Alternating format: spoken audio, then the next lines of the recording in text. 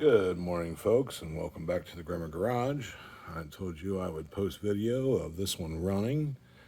This is our 175.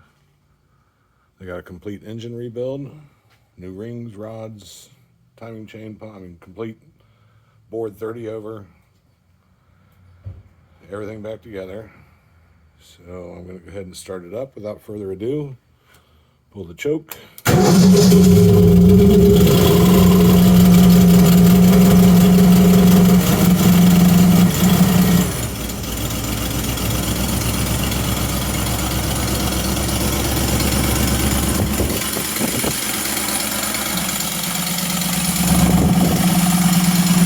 Let it run a little bit and warm up.